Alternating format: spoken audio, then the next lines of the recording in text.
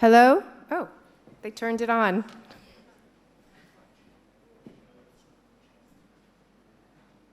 Okay, how's everyone doing? Having a good day? I want to thank you because I think coming to watch a half an hour about data at 4:30 in the afternoon is very, very courageous of you. So thank you for being here, and I promise I will do my best not to put you to sleep. So before we get started, I want to tell you a little bit about me and why I'm here. So I'm Debra Fleenor. I'm the founder and president of Adapex. Adapex is a U.S. ad tech and ad ops company. And we have been building up our ad tech and our clientele publisher partners for the past 10 years. A few years ago, we started working with Datrix Group in Italy. Some of you may be familiar with them. Datrix is a AI solutions company, and over the course of the past 10 years, they have been growing organically and through acquisition in order to be able to expand their core competencies in artificial intelligence and to offer them to various industries and segments. And their latest acquisition was Adapex, which they acquired a year ago, last November. These are some of the clients and partners that we worked together with as a group. Some of you might recognize your logo up on the board. We work with clients of all sizes, shapes, and flavors from different verticals in different industries. And just a quick note about Adapex. So we, again, 10 years ago founded. We grow steadily thanks to our publisher partners having faith in us and expanding our business. We have grown 300% over the past 3 years to represent now we have about 1,000 sites, just over 1,000 sites, which are serving 20 billion impressions monthly to 450 million monthly users, predominantly in the US, but now a growing market in Europe as well. And we're very, very proud to have gained some industry mentions and accolades along the way. So I want to talk to you about data, and I want to start with a story to do that. So everybody remembers Blockbuster, right? For years, 25 years, Blockbuster gave us video on demand to families and all over the globe. And while they were doing that, they were collecting huge amounts of data on us. They knew what we watched. They knew when we watched it, how often. They knew our household income. They knew if we had children, and they knew what we ate and drank while we were consuming our movies. And today, looking back on that pile of data, that is probably one of the richest data pools that ever existed. But they did nothing with it. They sat on it, and they died. Their competitor was a lot smarter. Their competitor had data, and they knew how to use it. So their competitor evolved. Their competitor took their offline data, moved it online with their users, and they not only survived, but they thrived. So the lesson here is it's not about how much data you have, it's about what you do with it and how smart and how creative you are about applying it to your future successes. So we all see a lot of change in this industry. Change is a constant, stormy seas all the time. But the storm that is happening now, and my 10 years in this industry, is the largest one that I have ever seen, and the stakes are huge. A lot of companies are going to live or die through this storm.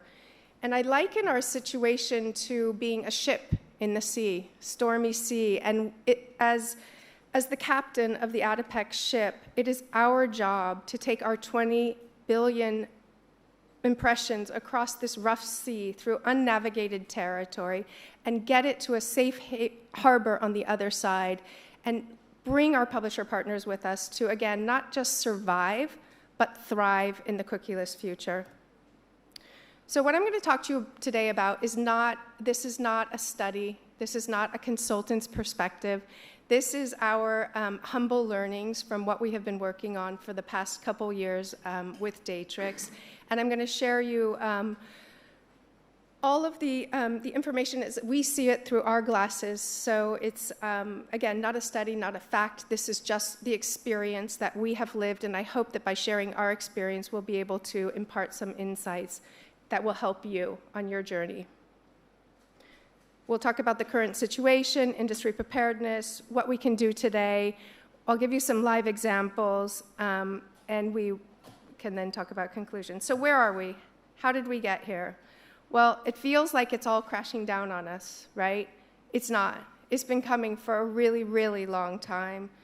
In 2014, Facebook bans data. 2018, famous GDPR CCPA. 2019, Firefox blocks cookies, Brave launched. Apple, Google, Apple. And this year, we've seen a flurry of activity as Google graciously extended their deadline, but also sent out all kinds of new announcements about technologies they're working on because nobody has an answer, not even Google. So although it feels like it's been forever, it's not only here already, it's here and it's still growing even stronger. So what have we got to lose as an industry? I'll go through this quickly because you're probably all very aware, but we're going to have advertisers are going to suffer. They're going to have diminished targeting, no frequency capping, no personalization, leading to a poor user experience with their brands.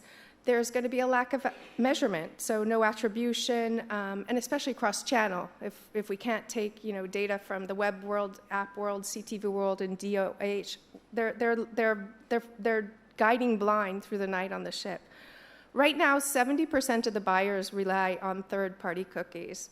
What are they going to do tomorrow? We all know that we need to rely on first-party data, but we all know how scarce they are and how difficult they are to scale today with today's technologies. So in the end, less efficiencies, decreased ROAS. Similarly, let's go back. Publishers, non-personalized ads. Have you ever turned on an ad blocker and had the experience of going around and seeing just junky ads wherever you go? 90% of the logged-in data today comes from 10% of publishers. Those 10% of publishers are probably going to survive, but what about the other 90%? Again, we need more first-party data. And in order to get that, publishers need to find a creative way to express the value of what they are offering in exchange for their data. Publishers, what are they going to suffer most? Decreased revenues. Let's quantify that. So industry estimates will tell you that CPMs drop about 50 to 60% on cookieless traffic. And if we look across our verticals, our main verticals, and again, there's a lot of data that I have, and I would be more than happy to share. I'm going to give you my email at the end if you want. If you don't see your vertical here or something else, I'd be happy to share whatever data we have because I think we all need to share data. We all need to be moving in the same direction. In any case, if we look at our publishers, we see we're right on target. So the range goes from 34% in this example to 66% CPM loss. So some verticals are better off than others, but we are right in the range of 51% loss on cookieless traffic. But all is not lost. Because if you think about it, 62% of consumers want a personalized experience with their brands. 70% of the people browsing on the internet want a personalized experience while they're cruising. So if in the middle, the user on both sides wants personalized experience, then there is hope. As my mom always said, where there is a will, there is a way. So how are we going to find that way? So I want to play a little game here. Raise a hands, 1 to 5, how prepared you feel like you and your company are for the cookieless future. Let's start with 1, 2, 3, 4, good, 5. Oh, okay, I think, well, that's good. I'm going to talk to you later about what you guys are doing. We're right in the norm. Marketers, publishers, agencies, Across the board, they're rating themselves at about a 3.8. So we're getting there. This is better than two years ago, but we still have a long ways to go. Every big shift is a big opportunity, especially in our industry. We saw this coming a few years ago. We actively jumped in and started our own webinar series, bringing together advertisers and publishers to talk about the cookie countdown. We participated in webinars and panels to keep the conversation going and share ideas and test projects together. We joined every industry committee that we thought was going to have a voice, the IAB Tech Lab and the pre-bid working groups, all of which have many committees around these subjects, and I urge you to take place too if you feel like you want to learn something, because you'll end up adding something as well. So with that said, what can we do today? We know we think it's out there, we know it's already here because it's 50 to 60% of our traffic, but when Google puts it away, puts it to death, what can we do today to get prepared for that apocalyptic event? Well, it all starts with a data strategy. And a data strategy must start with your business objectives, your overarching business objectives. Where does your company want to do, and how does it want to get there? Set your revenue goals. Is it going to be organic? Are you going to set up new revenue streams? What is your growth rate? What are the revenues that you need in which configuration to get to your business objectives? Then start collecting your data. Start now. Collect it. See what you have. You might have a great data set that's 70% full. Can you acquire the other 30%? Can you partner with someone for the other 30%? Analyze it. How are you going to sell this to advertisers? How are you going to show the value of your inventory with the data you have? And trust me, there is no one-size-fits-all, because looking across 1,000 different sites, you would be surprised at how different the data set looks behind the sites and how different user bases are across different sites, and how surprised publishers are often when they see the real data behind their users. You need to segment it, you need to visualize it, package it, and then you need to activate it. How are you going to get it out to the world? Which tubes are you going to use? Who are you going to partner with? What technologies are you going to use? Do all of that, optimize, and then go back to the beginning and start again. To give you a more concrete example, here's a data strategy that we did for a publisher partner of ours, a parenting site. So first we started with their business objectives, of course, came up with their data objectives, and we built a data layer. We worked with them on building their contextual taxonomy. We did some data modeling around that, found areas where they could and did and needed to enrich their data. We got the data into the bid stream. Not only that, we made sure that it was being received on the other side, asked the advertisers if they wanted to add some more to it, and it's a process.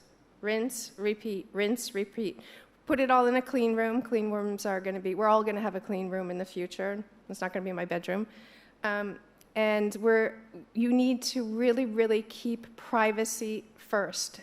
We got here because we kind of abused the way we treated people's data. Let's not do it again. Let's all be really responsible and take care of privacy first.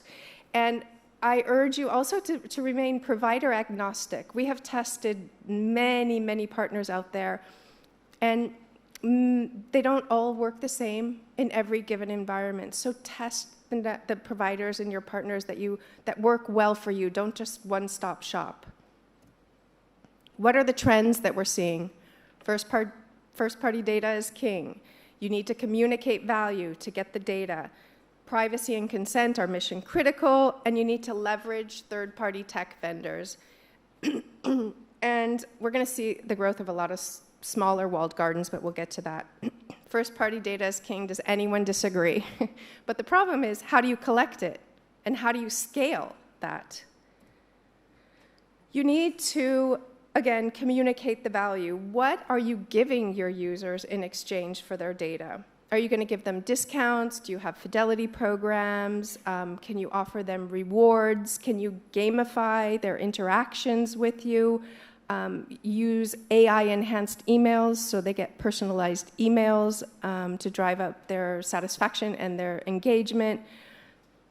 insomma, get creative. We have to be creative. These are the ideas that are being thrown around, but I think in a year, this page will be full of 20 others, and as well it should be. Privacy and consent are mission critical. You're not going to be able to go this alone. You're going to need to partner. You're going to need to partner with brands, and you're going to need to partner with companies that look just like you.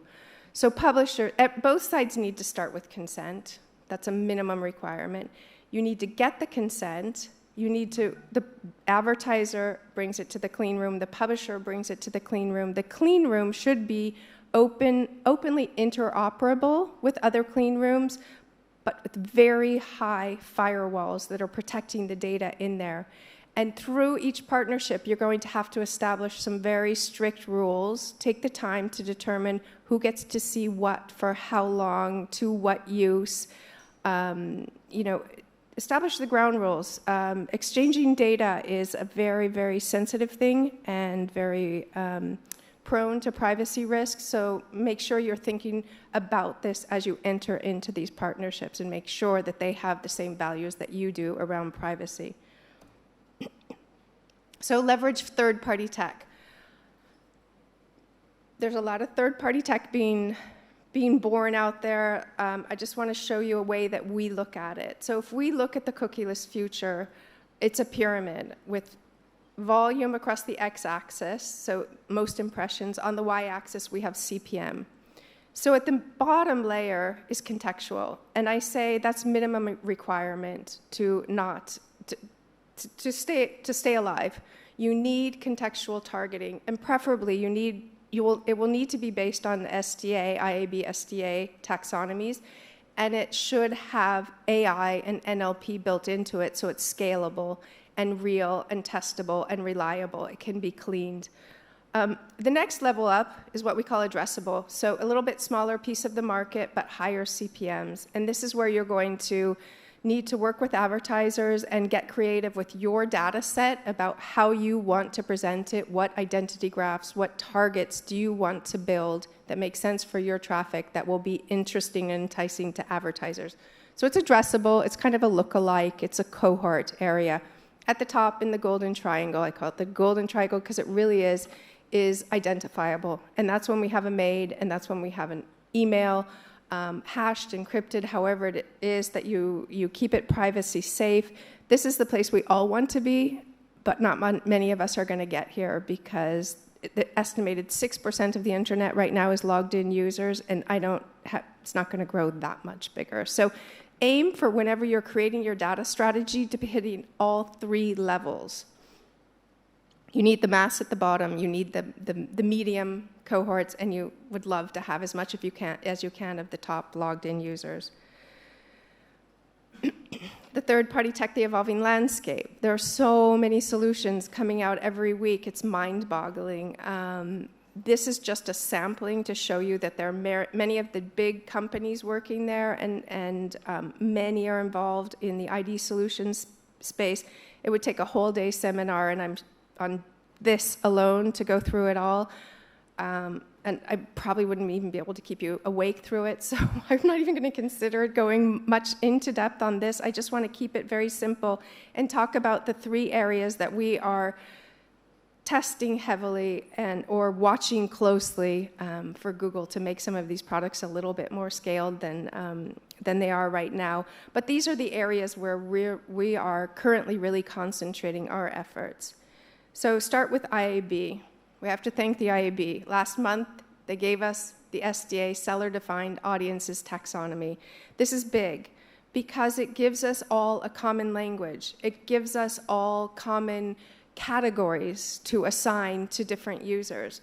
So it's over 1,600 categories, 3 pillars. We're going to have demographic categorization, purchase intent, and interest. This is going to help us to scale. The Google Privacy Sandbox, what to say. It's almost like a carousel, these flocks and parakeet, well, that's flocks and turtle dove, everything coming in, coming out. So everything is still in beta. We have very limited data on PPID, and it's very randomic because one day it's good, one day it's bad. So I can't share any data here. What I want you to see here, though, is that Topics is compatible with IAB SDA. Publisher-provided ID allows publisher IDs to come in the system. EPID allows third-party tech vendors to put their numbers and data into the system. Secure Signals, again, third-party IDs. Pair is clean rooms, and they're actually partnering with LiveRamp, InfoSum, and Habu. So finally, Google is showing a willingness to share their toys. They're letting us in their sandbox, and they're letting third parties play. So going to third-party solution providers, these have been around for a while, so we have spoken to all of them and are testing many of them. We're now, we have 12 of them to which we are permanently connected. And you see this graph, and it's crazy. Dozens of companies. We said before, big shift equals big opportunity. These are the players who are coming in, new players, to take advantage of those opportunities. The opportunities are so big. The industry is estimated at $23.3 billion today. It's going to go up to $49 billion, $50 billion by 2026. So this is the hot area to be watching. So who are the leading providers? You've probably seen them all. I'm not even going to name them. You can read them. Again, we're working with 12 of them. We started with LiveRamp almost 2 years ago, started a very strong partnership in which we are working closely with them to make sure the signals are read, and we're sharing data back and forth. We next partnered with ID5 and ION, and so on. We are now partnered with 12. We know that there's not going to be one single solution provider. That's why we're working with 12. And I guess the industry agrees, because if you look, on average, every publisher is connected with at least 5 identity solution providers. So, what are we seeing? Well, when I told you we started with LiveRamp 2 years ago, it's been a sad 2 years, because for months on end, we just looked for uplifts. We were just wanting to see that all these efforts we were putting into our partnership were working, and not just LiveRamp, all of them, all 12 of them. We've been waiting for these numbers to come out of the dark and show themselves. And as of January this year, we started to see some uplifts.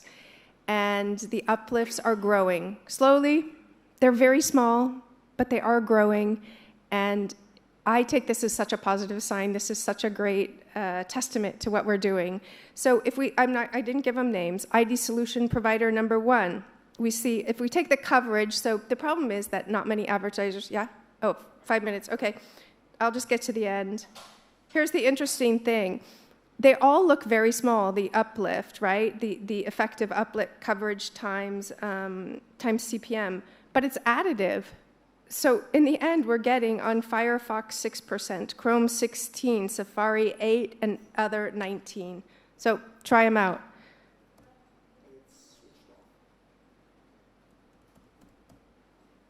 Okay, I'll just keep talking. What else? Okay, thank you. We're going to see many more walled gardens, and you are going to be joining walled gardens. Why? Because for direct and programmatic, advertisers want scale. They need scaled audiences, measurement and control across sites and across platforms. So partner with sites, CTV, app, everything. Data reliability is key. And to have reliable data, you need big data and lots of it. Your pool needs, your garden has to be big to create reliable data. You're going to be using AI to pull out and extract the best that you can, but you need a big data set to do that. Cost and resource efficiencies. Obviously, this is a case. Advertisers, the bigger the garden is, the more attractive it is to the advertisers. So the cookieless future is here. 70%, any estimates, 50 to 70% of our world out there is transacting on cookieless traffic. You should start testing now. There's an ample fertile testing ground. We have all of the iOS and Firefox traffic out there to test on. We have 60% of the market to test on. First-party data is king, and first-mover advantage is real, because right now is when you're going to be testing what solutions work for you. You're going to be building your partnerships. You're going to be building trust with your users. Start now and take advantage of your head start. Build your data strategy, set KPIs in it so you can measure it, optimize it, and repeat. Take a privacy-first approach and build trust with your partners and your users. Leverage third-party tech. There's a lot out there, but test it and work with partners who can test it for you. Don't go it alone. You're going to need to partner. We all need scale. But don't worry. Where there is a will, there is a way, and we're all going to get to that safe harbor sooner or later. Thank you.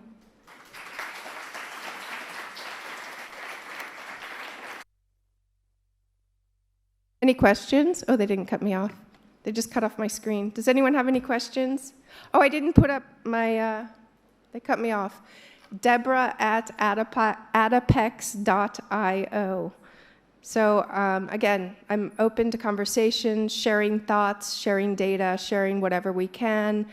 We are very keen on pooling together all of our publishers because we are trying to build a data lake at scale across platforms, web, app, CTV, and soon digital out of home.